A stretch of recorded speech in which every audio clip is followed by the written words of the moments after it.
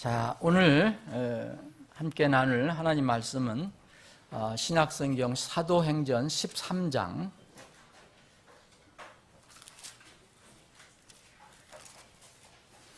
1절로부터 3절까지 그리고 또 한 군데를 더 보겠습니다. 자, 우리는 지금 여러분들 주일 아침 그리고 오후에 무엇을 우리가 공부하고 있는지, 뭘 살펴보고 있는지 여러분 이제 아시는데, 처음 나오시는 분들은 잘 모르실 겁니다. 저희들이 지금 신앙에서 가장 중요한 부분, 신앙의 여러 분야가 있습니다. 성경에서도 여러 분야 가르침이 있는데, 우리가 믿기로 가장 중요한, 근본적인, 다 중요하지만 기초가 되는 그런 분야를 지금 살펴보고 있습니다. 그래서 우리 신학교에서, 우리 서울침례 신학교에서 신앙의 삼각대라는 이름으로 이제 과목이 설정이 되어 있는데, 그 부분을 저희들이 살펴보고 있습니다. 신앙의 삼각대 중에서 첫 번째 구원에 관해서, 구원론에 관해서는 이제 우리가 공부를 끝냈고, 두 번째 이제 하나님 말씀인 성경에 관해서 우리가 살펴봤고, 이제는 세 번째 주님의 교회에 관해서 지금 살펴보고 있습니다. 그래서 지난번 이제 처음 우리가 교회에 관해서 살펴보고, 오늘 이제 두 번째 주일이 되겠습니다. 자, 사도행전 13장 1절로부터 제가 3절까지 읽어드리겠습니다. 말씀드린 대로 이렇게 공부할 때는 그 구절을, 이렇게 읽는 구절을 앞뒤 문맥으로 자세히 설명드리려고 하지는 않을 것입니다. 거기에 있는 어떤 한 단어가 의미하는 그런 주제를 가지고 우리가 살펴봅니다. 이제 안디옥에 있던 교회, 그죠? 안디옥에 있던 교회에 어떤 대언자들과 교사들이 있었으니 곧 바나바와 니게르라 하는 시므온과 구레네 루기오와 사분영주 헤롯과 함께 양육받은 마나엔과 사울이라. 이게 대언자들과 교사들이 일단의 그룹이 이 교회에, 안디옥이라고 하는 그 도시에 있는 교회에 있었다고 얘기합니다. 그들이 주를 섬기며 금식할 때에 성령님께서 이르시되 내가 바나바와 사울을 불러서 시킬 일을 위해 그들을 내게로 구별하라 하시니, 그들이 금식하며 기도하고 두 사람에게 안수한 뒤 그들을 보내니라. 자, 14장 한 구절 더 보겠습니다. 14장. 자, 이제 13장에서 이렇게 안디옥 교회가 최초로 성경에서 처음 이제 기록된 건데, 역사적으로도 처음입니다. 지역 교회에서 선교사, 복음 전도자를 파송하는 그 내용을 기록한 것을 우리가 읽어봤습니다. 지금 13장에서. 근데 이 교회가 바로 안디옥 교회라고 했어요. 근데 이 파송받은 사람들이, 선교사들이 어떤 정해진 기간에 일을 마치고, 복음 전도 사역을 마치고 무엇을 했는가? 이제 그 마무리를 제가 보겠습니다. 자, 14장 24절부터 비스디아를 두루 지나 23절부터 읽겠습니다. 그들이 각 교회에서 그들을 위해 장로들을 임명하고 금식하며, 여기 장로는 목회자를 얘기하는 겁니다. 지금 이 시대의 장로, 그런 것을 의미하는 게 아닙니다. 이 장로들은 그 교회마다 담당하는 프리처, 감독, 요새 말로 하면 목사를 얘기하는 겁니다. 임명하고 금식하며 기도하고 자기들이 믿는 주께 그들을 맡기며 비시디아를 두루 지나 밤빌리아에 이르러 말씀을 버가에서 선포하고 아달리아로 내려가 거기서 배 타고 안디옥을 향해 떠나니 이곳은 그들이 이룬 그 일을 위하여 전에 하나님의 은혜에 그들을 맡겼던 곳이더라. 27절 그들이 도착하여 이제 이 바울 선교팀이 도착해서 교회를 함께 모아, 교회라는 것은 건물을 모은다는 얘기가 아니고 지금 교회에 소속된 회원들을 말하는 거죠. 그 성도들을 모아 하나님께서 자기들과 함께 행하신 모든 일과 또 그분께서 이방인들에게 믿음의 문을 열어주신 것을 되풀이하여 말하고 자세히 보고하고, 그런 뜻입니다. 거기서 제자들과 함께 오랫동안 머무니라. 아버지 하나님, 오늘도 저희들에게 믿음을 주셔서 하나님의 집, 진리, 기둥과 터에 모여 함께 하나님을 찬양하고 경배할 수 있는 그런 특권을 주심을 감사합니다. 이 시간에 주님께서 우리에게 또 주신 말씀 앞에 저희들이 마음에 무릎을 꿇고 하나님의 교훈, 하나님의 진리의 말씀을 듣기를 원합니다. 주님, 성령 하나님께서 구원받은 사람들의 안에 다 내주하고 계시므로 주님, 성령께서 그 각자의 지체의 마음을 열어주시고 또 필요한 그 말씀을 잘 받을 수 있도록 도와주시옵소서. 오직 이 시간에 전폭을 주님께 의탁하옵고 예수님의 이름으로 기도합나이다. 아멘. 자, 지난주에 우리가 이제 교회의 첫 번째, 도대체 교회라는 게 뭐냐? 지금 이 시대에는 교회라는 교회 자체, church라는 말을 뭐 모든 사람들이 다 쓰고 일반 사람들도 알고 믿지 않는 사람도 알고 또 심지어는 도대체 엉터리 정말 있을 수 없는 그런 이단들도 다 교회라는 이름을 씁니다. 요새 다. 그래서 심지어는 미국에는 사탄 교회도 있어요. 그러니까 교회라는 이름을 이렇게 다 써요. 무조건 뭐 신앙의 모임이라 그러면은. 근데 성경에서 주님께서 말씀하신 교회가 도대체 뭐냐? 그래서 그 의미를 저희들이 지난번에 살펴봤고요. 진정한 의미가 뭐냐? 그리고 오후에는 저희 침례예배를 함께 드리면서 왜 교회에서 침례를 하냐? 교회와 침례의 관계가 뭐냐? 이 부분을 저희들이 살펴봤습니다. 오늘은 이제 이 교회의 의미를 저희들이 살펴봤는데, 그럼 교회의 진정한 의미가 뭐냐? 진정 의미 여러분들 다시 한번 기억해 보시면, 간단하게 얘기하면 어떤 사람들이 부르심을 받아서 어떤 자기가 있던 곳에서 나와서 어떤 특별한 지정된 장소에 모인 사람들, 그게 교회의 의미라고 했습니다. 그래서 그게 교회라고도 할 수 있고 회중이라고도 할 수 있고 회합이라고도 할 수 있고 모임이라고도 할 수 있는데, 예수님께서는 세상에 있는 이런 모임과 구별하시기 위해서 내 교회라고 말씀하신 겁니다. 마태복음 16장 18절 기억하시잖아요. 내가 이 반석 위에, 예수님 말씀하시죠. 내가 이 반석 위에 내 교회를 세우리니입니다. 세상의 교회가 아니라 내 교회, my church, 이것을 세우리니 지옥의 문들이, 옛날 개혁성경으로는 음부의 권세가 이기지 못하리라.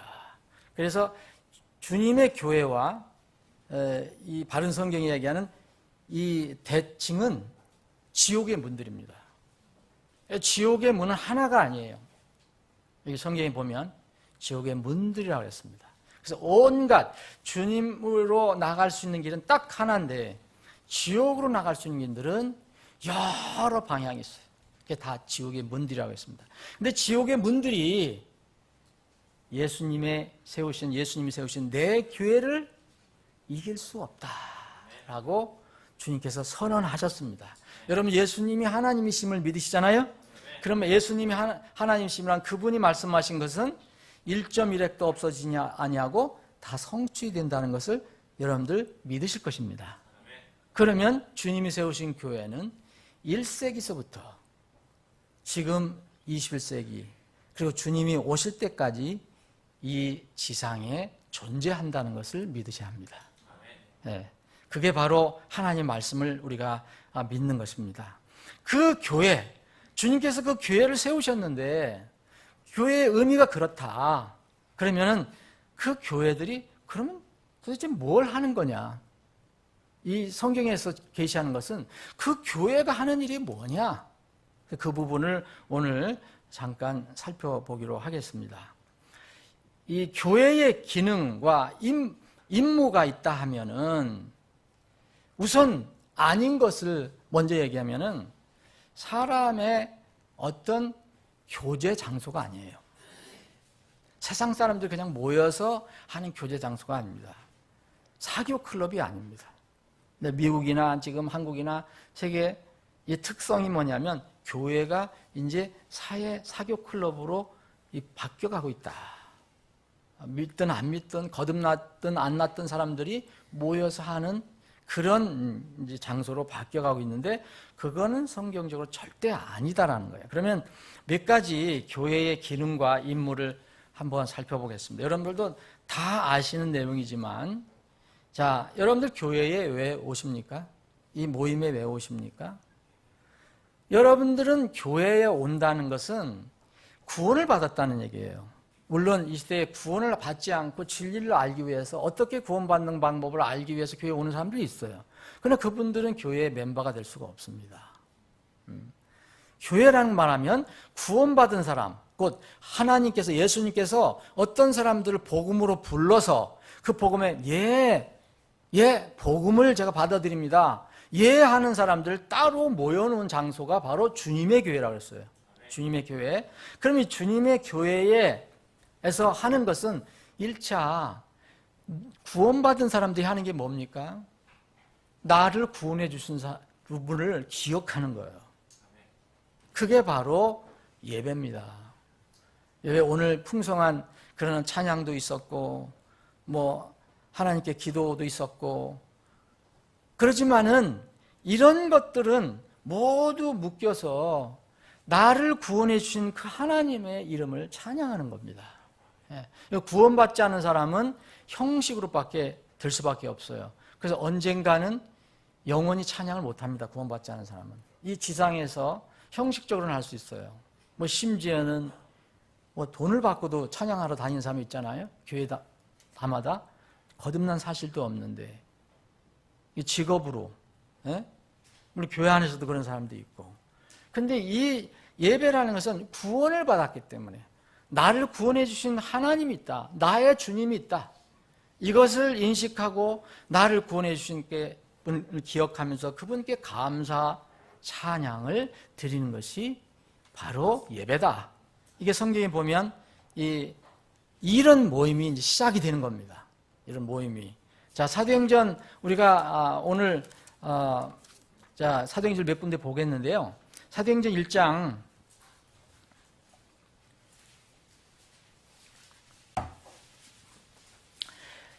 사도행전 1장 14절 보면 이들이 다 여기 13절에 보면 그때 당시에 사도들 있잖아요. 다 구원받은 사람들입니다. 이제 예수님 부름을 받아서 다 침례 순종한 사람이고요. 다 이 사람들은 뭡니까? 예루살렘 교회 성도들이 됐어요. 예루살렘 교회. 그래서 이 뭐 야고보와 요한과 안드레, 빌립, 베드로 뭐 이런 분들 전부 있고 14절에 보면 이들이 다 여자들과 그분의 어머니 마리아와 예수님의 형제들과 그때 당시는 예수님의 그 요셉, 아버지 요셉, 육신의 아버지 요셉 가정이 그대로 있었으니까요. 그 형들과 함께 한 마음이 되어 기도와 간구를 계속하더라. 15절 함께한 사람들의 이름의 수가 약 120이더라. 여기에 우리 이제 킹제임스 성경에는 이름의 수라는 말을 쓰고 있어요. 대부분 성경에는 함께한 사람들의 수가 120 정도다. 뭐 이 정도 됐을 겁니다. 근데 여기 이름의 수가 있다는 걸 얘기하죠. 이건 뭘 얘기합니까, 여러분? 이름의 수, 명부가 있었다는 것을 얘기합니다. 누군가는 서로 그 예루살렘 교회에 그 입회를 했을 때 서로 기억하는 그게 있었다. 이것이 바로 예루살렘 교회의 처음의 모습이었습니다. 처음의 모습. 이분들이 모여서 예배를 드리는 거예요. 기도를 하는 겁니다. 이게 아주 기본적인 거예요. 그리고 또, 자, 주님께서 이제 승천하실 때, 이제 부활하시고 나서 40일 동안 이 땅에 계시면서 그 제자들 만나 주셨어요. 세상을 만난 게 아니라 제자들만 만나 주셨어요. 그리고 나서 그 제자들에게, 그럼 그때 제자들이 뭐죠? 예수님과 함께 다니고 침례를 받고 모임이 구성이 됐어요. 이게 뭡니까? 주님이 세우신 교회였습니다.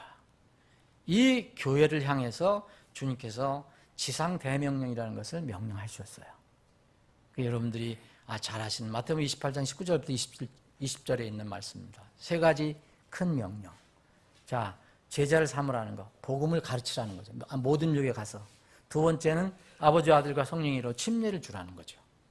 세 번째는 내가 명령한 모든 것들을 그들에게 가르쳐 그들이 지키게 하라고 했습니다. 교육, 훈련, 계속적인 성경 공부, 이런 것, 하나님의 진리를 더 깊이 알아가는 것, 주님을 닮아가게 하는 것, 이것에 대명령을 주셨어요. 그래서 흔히 지금 세상에서는 지상 대명령이라고 합니다. 근데 이 명령을 누구에게 주셨습니까? 개인에게 주신 것이 아닙니다. 제자들, 그 모인 제자들에게 주셨어요. 이미 그 예루살렘 교회입니다. 여러분, 이건 나중에 다음 주에도 살펴보겠지만, 이제 오늘 공부한 거하고 다음 주에 공부한 거하고 연결시키면은 이제 이해가 되는 것이 있습니다. 이걸 개인에 줬다 그러면 큰 문제가 생깁니다. 그래서 그때 개인적으로 받은 그 사명은 다 사라져야 돼요. 그러면 교회는요, 주님께서 세우신 교회는 영원 무궁합니다. 그래서 그 교회에게 주신 겁니다. 교회에게. 그래서 뭐합니까? 복음을 전하라는 거예요. 예수님이 왜 피 흘려 죽으셨는가? 왜 묻히시고 왜 부활하셨는가? 사람들 본질이 어떤 것이냐? 이 죄가 얼마나 무서운 것이냐? 죄의 싹은 사망인데 어떻게 하면 죄의 싹, 사망, 이 심판을 우리가 피할 수 있는가? 이런 것들이 바로 복음 전도잖아요. 한 사람 한 사람을 이제 적용한다면 한 사람 한 사람 그 영혼이 구원을 받게 하는 것, 그것 구령이라고 하잖아요. 구령하는 것이 바로 교회의 기본적인 기능과 임무라는 겁니다. 이거를 모르면 교회는 사교 클럽으로 끝나는 거죠. 구원받은 사람들만 모였다 하더라도 구원받은 사람들끼리 교제하는 걸로 끝나는 거죠. 교제는요, 분명히 교회 기능이 있지만 그것이 먼저 앞서는 것이 아닙니다. 자, 데살로니가 후서 3장 1절에 보면 우리가 잘 아는 구절이 있어요. 이 바울 사도가 이 연약한 가난한 데살로니가 교회에 부탁한 거, 이 교회에 부탁한 것이 뭡니까? 나를 위해서, 우리 전도팀을 위해서 기도를 해달라. 근데 우리를 위해서, 우리 전도팀을 위해서, 나 바울 전도팀을 위해서 기도해 주되, 나를 먼저 생각하다는 게 아니라, 우리가 하는 목적, 우리가 하는 그 사명이 뭐냐. 지금 우리는 주의 말씀을 전하는 일을 하고 있다. 그러니까 그 주의 말씀이 너에게서처럼, 바울 사도팀이 이 데살로니가 교회에 가서, 데살로니가 지역에 가서 복음을 전했더니 이 가난하고 힘든 사람들이 그걸 쉽게 많이 받아들인 거예요. 진실로. 그래서 데살로니가 교회가 세워졌어요. 너희들이 그렇게 주의 말씀이 자유롭게 너희들에게 들어간 것처럼 우리가 전했을 때 주의 말씀이 너희에게서처럼 자유로운 행로를 가져서 영광스럽게 되도록 기도해달라 그랬어요. 이게 바로 교회에서 하는 중요한 임무 중에 하나입니다.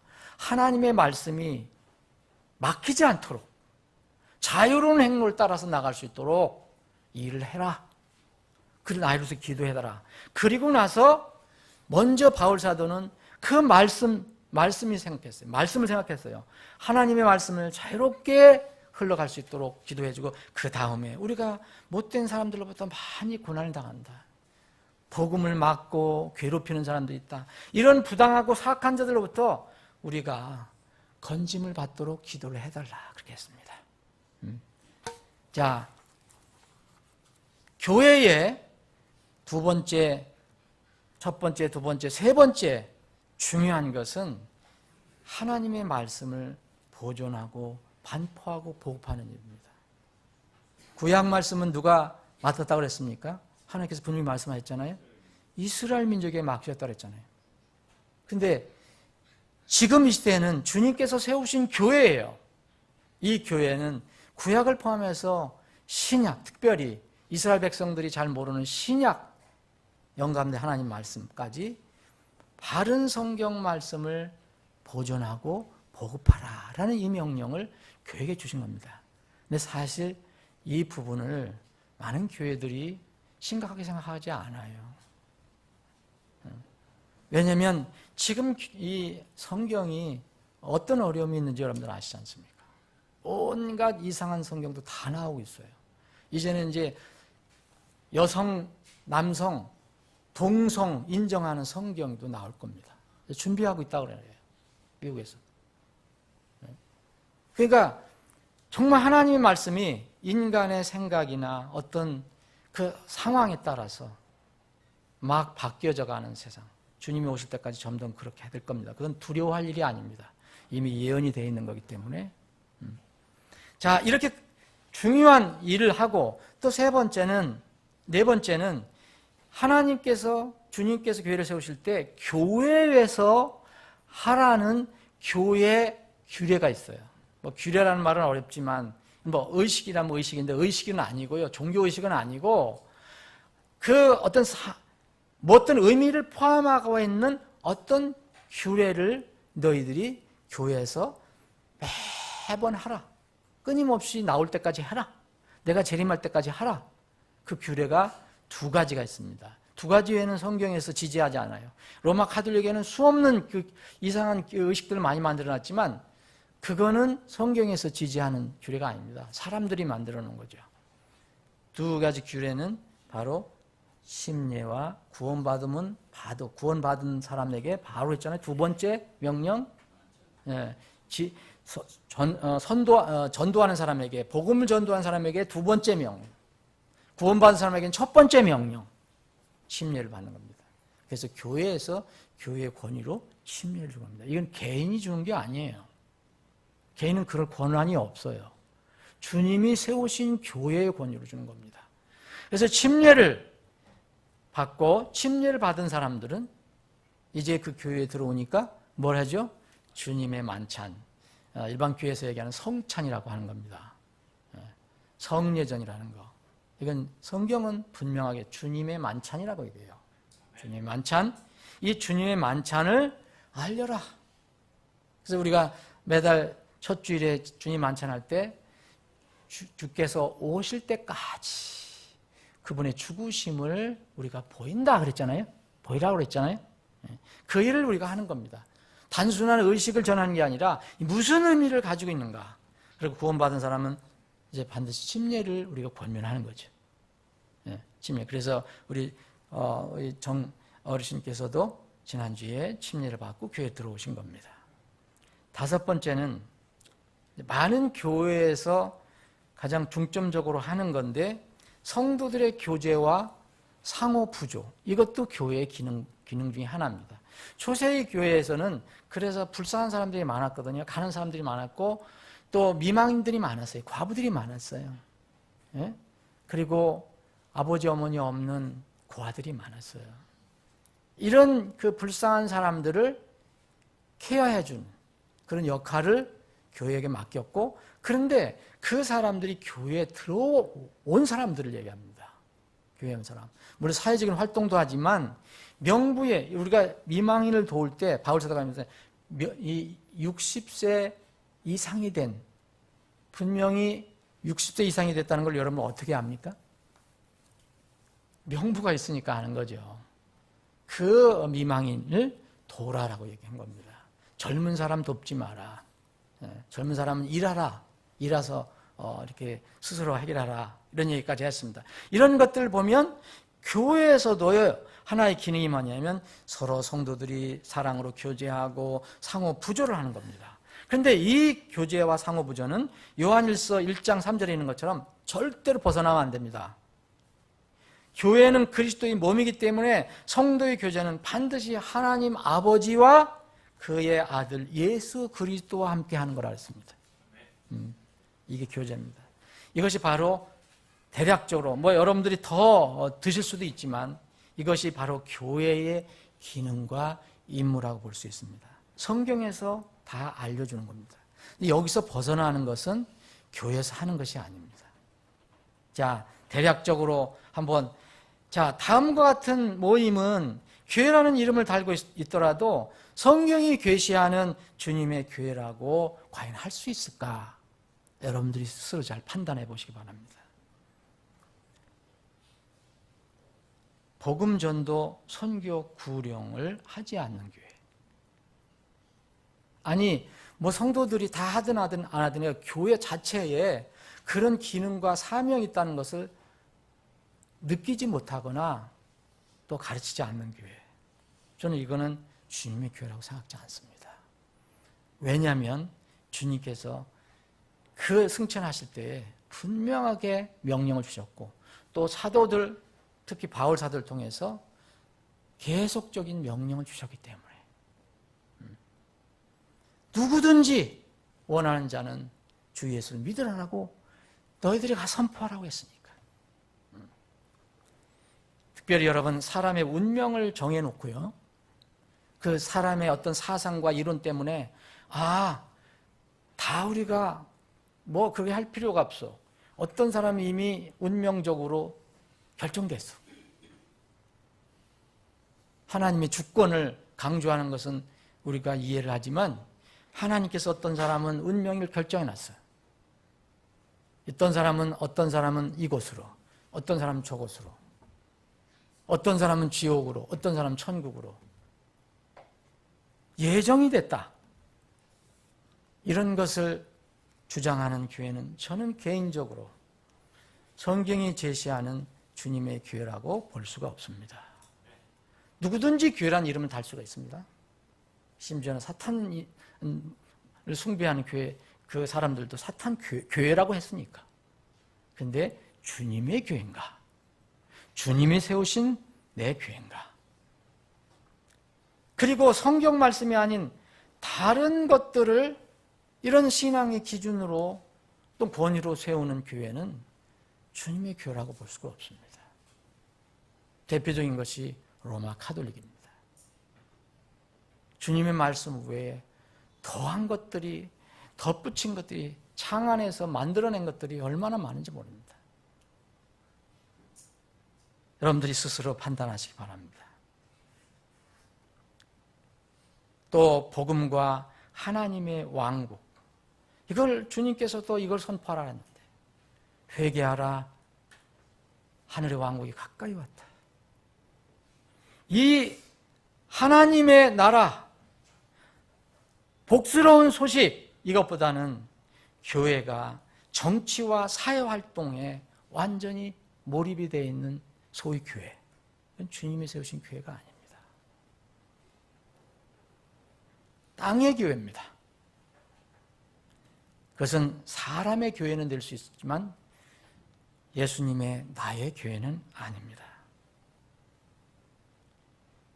또 성경의 말씀에 의하면 어떤 특정한 사람이 교회를 지배하거나 또 소수에 의해서 교회가 독선적으로 막 좌지우지되는 것, 이것은 이제 잠시 후에 운영에 관해 살펴보겠지만 이것도 성경에서 전혀 제시하는 교회가 아닙니다.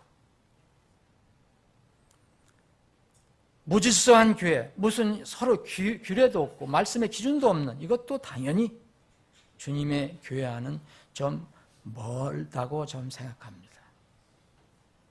심지어는 요새는 예수 그리스도의 대속에 피를 부정하는 데도 있어요.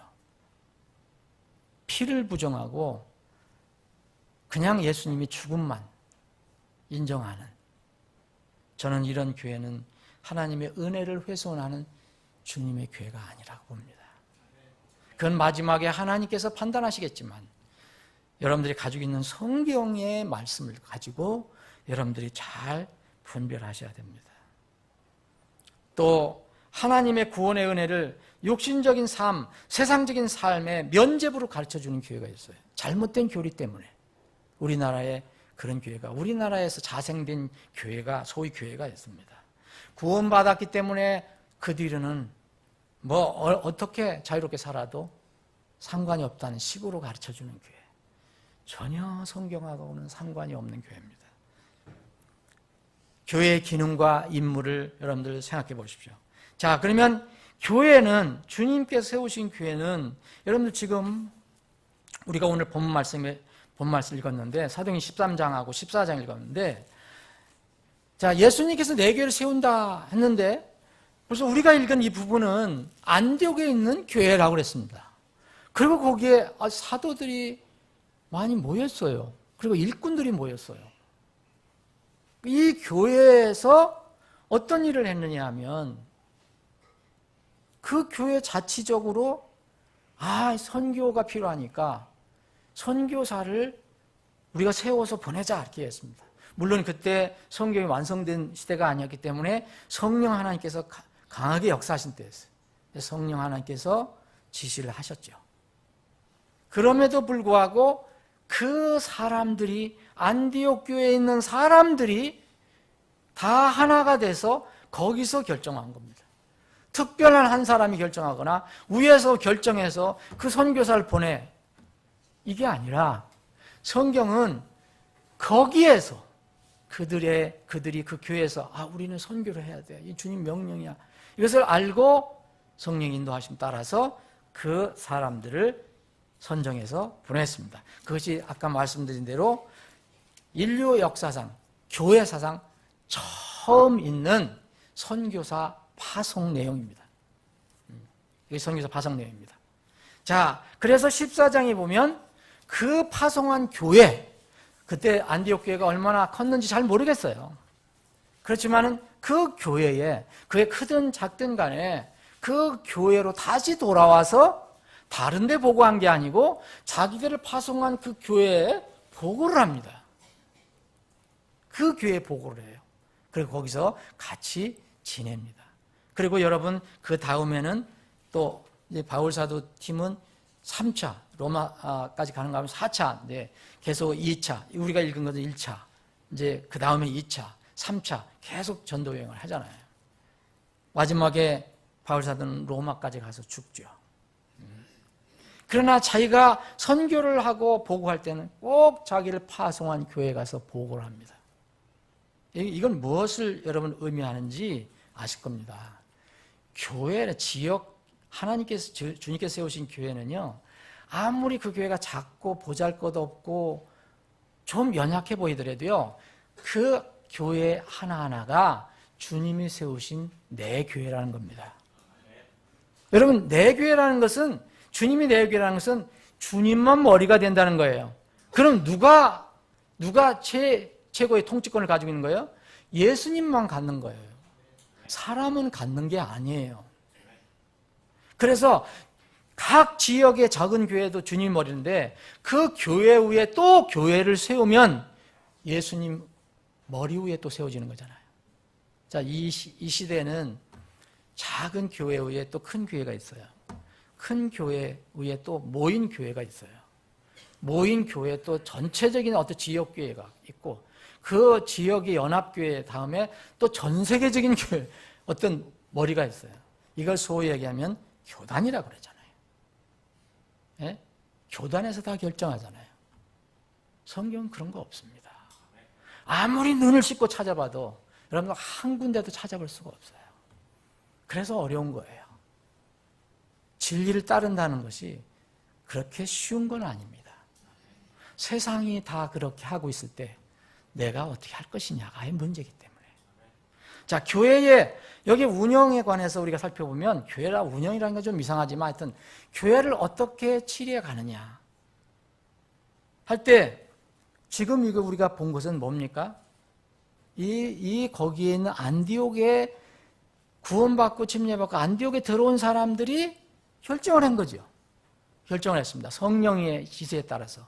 지금 성령께서 여러분들이 지시하시는지 모르지만 지금 함께 하시는데, 성령님은 지금은 성경 완성된 뒤에는 성경 말씀 외에는 성령님이 개인적으로 계시하지 않아요. 여러분들 조심해야 됩니다.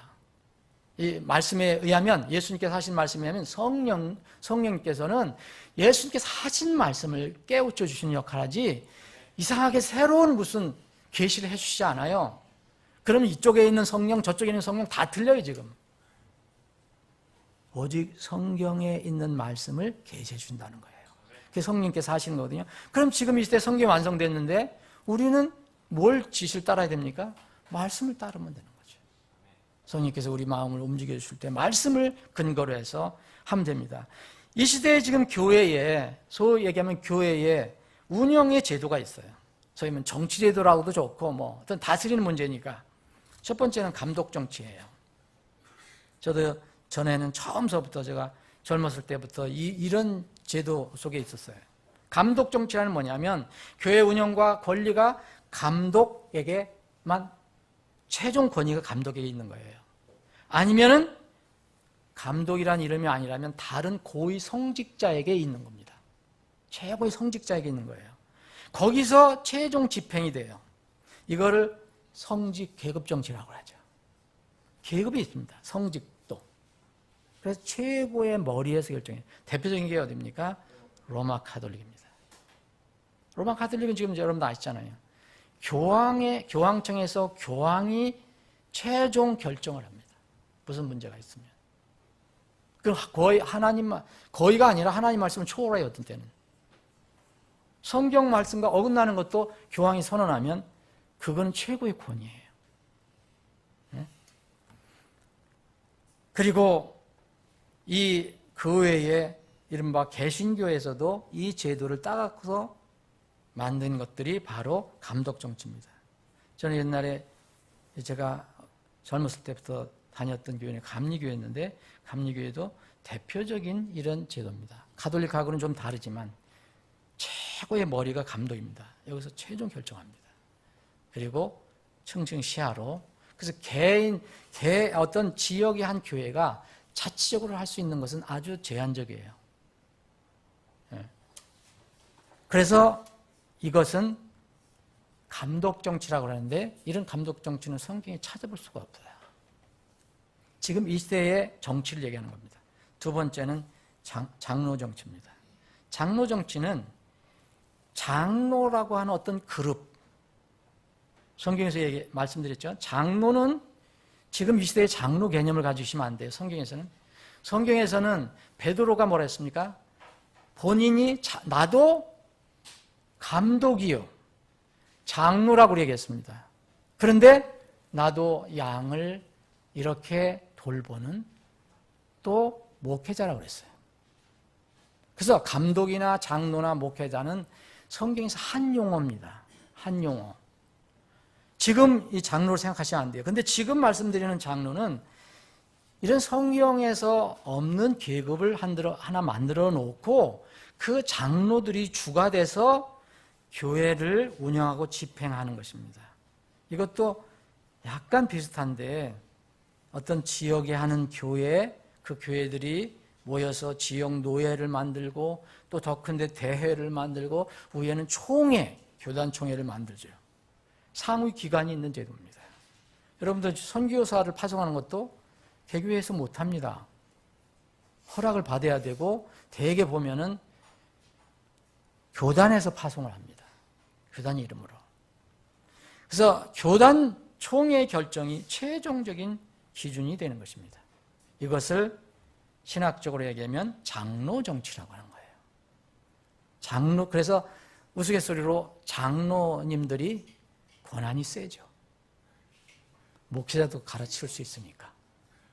네. 자, 세 번째는 이제 회중 정치라는 겁니다. 회중 정치. 회중 정치는 교회 정치에 교회의 모든 그 일이, 권리가 교회에 들어온 한 사람 한 사람에게 있다고 하는 원리입니다. 그런 시스템입니다. 근데 이건 뭐야? 그렇게 하다 보니까 여러분 여기서 이제 사도행전 1장을 보시면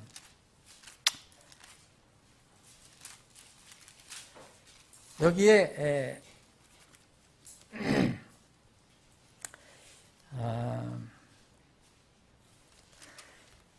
사람들을 치유하는 것이 나와요. 사람들을. 자, 가룟 유다가 죽었어요. 그죠?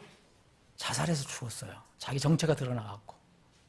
근데 겉으로 사람이 볼 때는 다 사도인 줄 알았거든요. 근데 그 직책을 메꿔야 되는데, 그래서 예루살렘 교회에서 그 직책을 메꾸는 일을 합니다. 그 부분이 나와 있어요, 여기 1장 뒷부분에 보면. 그래서 여기서 그때 이야기한 것이 뭡니까? 사람들을 이렇게 세워서 그 중에서 한 사람을 뽑아요. 누가 뽑습니까? 그 교회에서 뽑았어요. 소위 얘기하면 추첨은 했지만, 예? 추첨을 했지만. 자, 사도행전 6장을 보시면, 사도행전 6장에 보시면 집사를 선임하는 내용이 나와요. 집사. 성경에는 목회자하고 집사밖에 직분이 없어요. 뭐 장로, 권사 뭐 이런 거 아무것도 없습니다. 그건 다 사람들이 후에 필요에 따라서 만든 거니까. 자, 여기 집사들을 세울 때 집사라는 건 뭡니까? 집을 살아라는 뜻이 아니에요. 섬기라라는 거죠. 섬기는 사람들. 그때 당시에 예루살렘 교회에 가난한 사람들 많고, 그 사람들도 밥도 챙겨주고 뭐 양식도 챙겨주고 하는 사람, 그런 일들 우선 했어요. 근데 이걸 사도들이 다 했는데, 목회자들이 했는데 이게 너무 안 된다. 그래서 사도들이 우리는 하는 말씀 버려두고 상 섬기는 거 맞지 않다. 그러니까 여기 보면 사도행전에 보면 6장에 보면 너희 가운데서 합당한 사람들을 뽑아서 일꾼을 세우라고 그랬어요. 다른 교회에서 하는 게 아닙니다. 다른 외부에서 들어와서 하는 것도 아니에요. 다른 교회에서 간섭할 필요도 없어요. 그 교회에서 필요한 그 일을 하는 것입니다. 이게 바로 회중정치예요. 회중정치. 예? 그래서 외면적으로는 물론 순수한 자유민주주의 시스템이에요. 자유롭게, 구원받은 사람이 자유롭게 자기 의사를 표시해요. 그러니까 이 시대 용어로 보면 자유민주 시스템과 같은 거예요. 그죠? 그런데 내면적으로는 그게 전부가 아닙니다. 사람은 뭡니까? 실수도 있고 연약합니다. 그래서 하나님께서 우리에게 뭘 주셨어요? 성경을 주셨어요? 성령님이 내주하셔요? 그래서 내면적으로는 영적인 하나님이 통치하시는 신권 정치 제도예요. 이것이 바로 성경에서 이야기하는 이 교회를 이끌어가는 법입니다.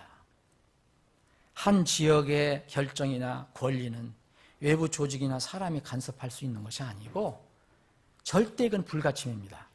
최종 권위는 그 교회에서 결정합니다. 이걸 독립침례교회가 바로 표방하는 거예요. 마태복음 18장 우리가 여러 번 읽어봤는데 교회에서 어려운 문제를 해결하려면 어떻게 하겠습니까? 당사자끼리 문제를 해결하고 또 안 되면 증인을 세우고 또 세 번째 단계에는 교회에게 공개적으로 알려라. 교회에서 결정하는 것을 예수님이 하나님께서 인정하신다. 그대로 받아들인다고 얘기했어요. 거기 교단은 없습니다. 외부 사람은 없어요. 또 세상에 무슨 힘 있는 사람 관여할 수가 없어요. 오직 구원받은 사람들끼리 기도하면서 성경 말씀에 따라서 그렇게 하는 것입니다. 이것을 바로 지역교회의 독립적이고 자치적인 운영이라고 얘기하는 겁니다. 여러분 직분은 어떻습니까? 직분. 우리 교회 목회자가 있고요. 사역자가 전임 사역자가 있고 또 앞으로 될 분들도 있고 또 성경의 직분인 집사가 있잖아요. 그럼 집사를 어떻게 했습니까? 외부에서 뽑았습니까? 여러분들이 스스로 결정했잖아요. 목회자 제가 하고 싶다고 여기 와서 딱 위에서 발령 내서 왔습니까? 교단 발령 받아서 왔습니까? 여러분들이 처음에 부족하지만 저를 교회 시작할 때 세웠잖아요. 앞으로 또 여러분들이 제가 이제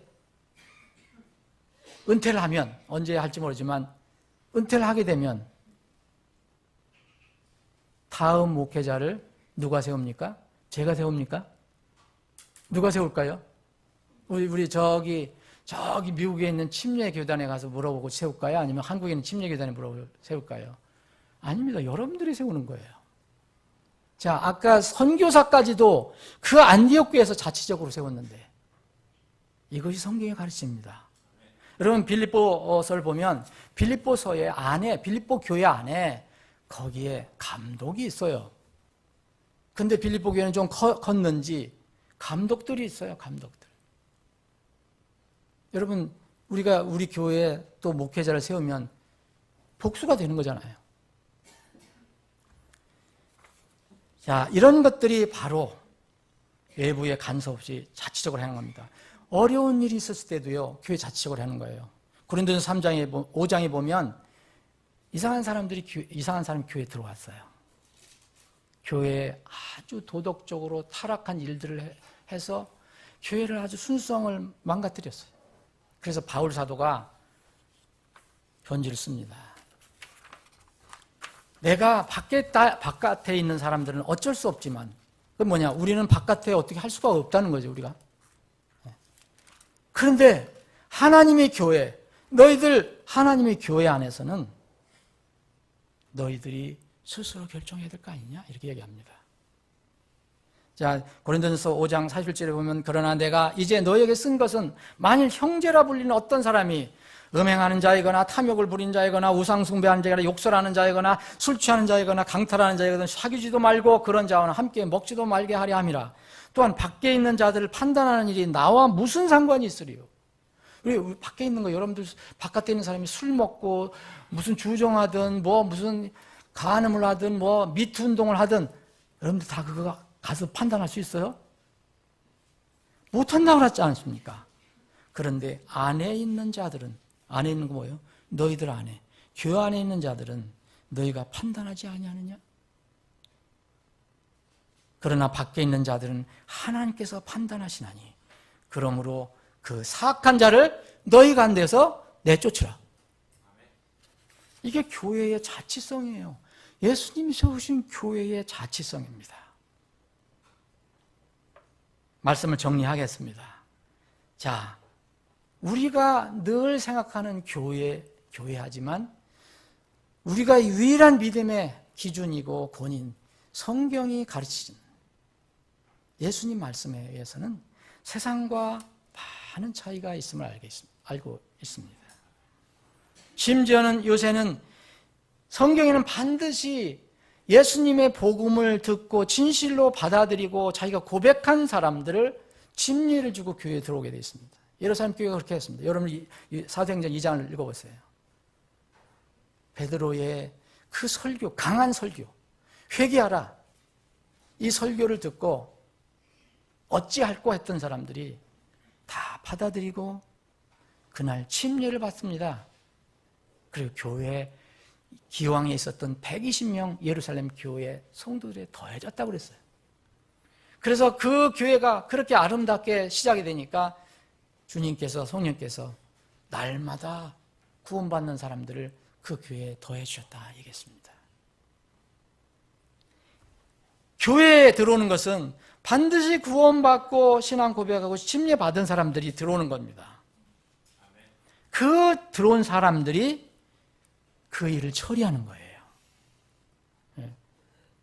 그렇지 않으면 어떤 문제가 교회에 어떤 일을 하려고 하면 여러분 선교사를 파송하자, 어떤 목회자를 세우자, 어떤 그 일을 하자 할 때 아무 기준이 없으면 사람들이 막 그때마다 막 들어와서 그 결정할 수 있잖아요. 어떤 방법을 우리가 취할 수 있겠습니까? 그래서 지역교회 지체가 되는 요건은요, 회개와 믿음입니다. 믿고 구원받는 거예요. 그리고 하나, 침례를 당하는 겁니다. 침례. 그 외에는 조건이 없어요. 뭐 6개월씩 훈련을 받고 뭐 공부를 하고 그거 필요 없어요. 성경은 그 다음에 하라고 얘기하지. 그렇게 해서 교회에 들어오는 사람들이 바로 이런 교회에서 가르침을 받고 자라면서 그런 와중에서도 아주 믿음이 좀 약한 사람도 있고 큰 사람도 있지만 서로 어울려서 교회 일을 해 나가는 것입니다. 여러분, 이런 하나님께 세우신 교회의 어떤 특성을 그 하나님의 가르침을 지키지 않으면요 반드시 문제가 생겨요. 그래서 교회가 1세기, 2세기서부터 벌써 사도들이 죽고 난 뒤에부터는 이 오염된 것들이 계속 들어오기 시작한 거예요. 여러분 성경이 가르치는 교회하고 지금 21세기의 교회하고 한번 생각해 보세요. 성경에서 찾지 못하는 것들이 얼마나 교회에 많은지. 여러분 세상에서는 기독교 안에서나 기독교 밖에서나 교회의 이미지가 고정되어 있어요. 그런데 이 고정된 이미지는 성경과 너무 달라요. 성경을 믿는 신자들이라면 우리의 믿음의 기준, 권위가 되는 하나님 말씀, 성경의 계시로는 어떠한 것인가? 그래서 그 말씀을 기준으로 해서 그 주님이 세우신 교회를 붙들어야 됩니다. 사랑하는 여러분, 우리는 이 땅에서 영원히 살지 않습니다. 구원받으면 반드시 주님 앞에 선다고 그랬습니다. 그때는 주님께서 하신 말씀을 우리가 어떻게 따랐느냐에 따라서 평가받고 판단받는다고 그랬습니다. 내 생각이 아닙니다. 누가 나에게 이상한 가르쳐준 거 그거 근거가 아닙니다. 오직 성경, 하나님께서 예수님께서 하신 말씀을 근거로 해서 우리를 판단하신다고 그랬습니다. 그러면 주님이 세우신 내 교회, 주님께서 내 몸이라 했고 유일하게 남겨준 몸이라고 했는데 이 교회의 의미와 기능과 임무가 그리고 운영 내용이 어떻게 되어 있는가 우리가 살펴볼 필요가 있습니다. 왜 그러냐면은 신앙생활에 구원받고 신앙생활할 때는 교회 생활이 무척 중요하기 때문에 그렇습니다. 이거는 큰 교회든 작은 교회든 상관없습니다. 교회론 중에서 오늘 교회의 기능과 임무를 살펴봤습니다. 주님, 여러분들이 속한 교회는 무엇이며 여러분들이 주님께서 알려주신 그 교회를 주위 사람들에게는 어떻게 알려주십니까? 먼저 복음을 앞설 수는 없습니다. 교회가. 복음을 전하면은 그 다음에 문제는 교회의 문제가 됩니다. 부디 이 성경에서 알려주는 교회의 진리가 여러분들 마음속에 굳건히 자리 잡아서 여러분들의 도움을 필요로 하는 사람들을 돕는 하나님이 쓰시는 손길들이 되기를 주님의 이름으로 축원합니다. 기도하시겠습니다.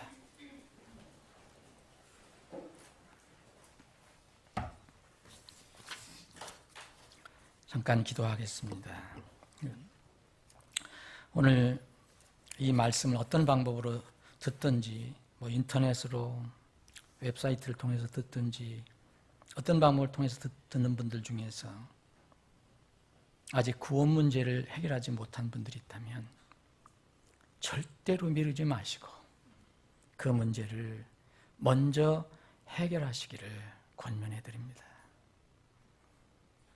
어린 양의 생명책에 기록되지 못한 것으로 발견된 자는, 드러나는 자는 다 불지옥에 던져지리라, 불호수에 던져지리라 라고 말씀하고 있습니다. 생명책에 기록된 자들만 하나님의 왕국, 천국에 들어간다고 말씀하셨습니다. 주님, 단순하게 내가 어떤 종교를 가지고 있는 것을 묻는 것이 아닙니다. 단순히 내가 교인이냐 아니냐를 묻는 것이 아닙니다. 지금 세상에는 수많은 교인이 있습니다. 예수님 당시에도 소위 얘기하면 교인들이 많았습니다.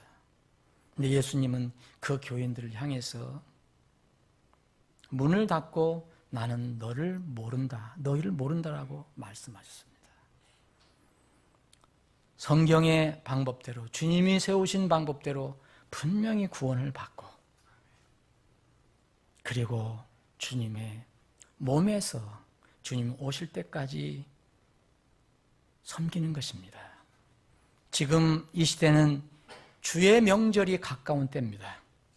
우리는 지금 세상 명절을 지키고 있지만 세상 명절은 영원하지 않습니다. 주의 명절은 영원합니다. 이 이스라엘 백성에게 알려줬던 이 주의 명절, 전반기 명절은 역사적으로는 끝이 났습니다. 이제 하반기 새 절기, 새 명절만 남았습니다. 우리 구원받은 신약교회 성도들에게는 이 절기가 제일 앞에 기다리고 있습니다. 납발 명절입니다. 나팔절은 신약교회에는 휴거와 연결이 되어 있습니다. 이스라엘 백성에게는 이제 곧 있을 이제 속죄절, 민족적인 회개를 기다려야 하지만 구원받은 신약교회 성도들은 이스라엘 나팔절, 이 하나님의 나팔 소리가 나면 우리는 다 공중으로 들림받아서 예수님 앞에 다 모이게 됩니다. 이것을 소위 휴거라고 합니다. 이 절기만, 이 주의 명절만 우리 앞에 지금 놓여 있습니다. 이스라엘 민족에게는 세 가지가 남아 있습니다. 나팔절과 그리고 속죄절과 대속죄일, 그리고 마지막 장막절, 곧 초막절이 남아 있습니다. 초막절은 천년왕국을 의미합니다. 우리는 지금 이러한 시대에 살고 있습니다. 유월절도 지났고 무교절도 지났고 초실절도 지나고 오순절도 역사적으로는 지났습니다. 오순절은 성령 강림을 의미하는 날인데 이미 2000년 전에 사도행전 2장에 기록된 것처럼 역사적으로 끝났습니다. 사랑하는 여러분, 우리는 영원한 주의 명절이 눈앞에 있습니다. 영원한 주의 명절을 잊지 마시고 이번 세상 명절에서도 영원한 주의 명절을 마음에 담고 영원한 주의 명절을 전하는 우리가 되기를 바랍니다. 아버지 하나님, 감사합니다. 우리에게 세상 명절을 주셔서 명절의 진정한 의미를 다시 상기할 수 있는 기회를 주신 것도 감사합니다. 세상 사람들은 주의 명절을 모릅니다. 여호와 하나님의 명절을 모릅니다. 그러나 그 명절이 곧 다가올 것입니다. 세상 명절은 다 사라지고 말 것입니다. 주님, 그 세상 명절, 이 세상 명절 속에서 살아가지만 여전히 우리는 주님의 영원한 명절을 고대하며 삽니다. 그 주의 명절이 속히 임해서 우리가 주의 명절 안에서 주님과 영원히 동행하며 살기를 원합니다. 그때가 돌아오기 전까지 우리는 이 땅에서 큰 사명을 주셨습니다. 교회의 사명입니다. 복음을 전하고 사람들을 건지고 말씀을 보존하고 또 자유로운 행로를 따라서 가게 하는, 선포하는 일들, 그리고 성도 교제 등 여러 가지 사명을 주셨는데 이 사명을 주님이 부르실 때까지 잘 감당할 수 있게 해주옵소서. 우리 교회를 비록 적은 교회지만 주님의 이 거룩한 사명에 쓰임을 받을 수 있는 주님의 도구로 주님께서 사용해 주시옵소서. 우리 사랑하는 지체들 한 사람 한 사람을 다 주님의 거룩한 그릇과 도구로 사용하여 주시옵소서. 거룩하신 예수님의 이름으로 기도합니다. 아멘.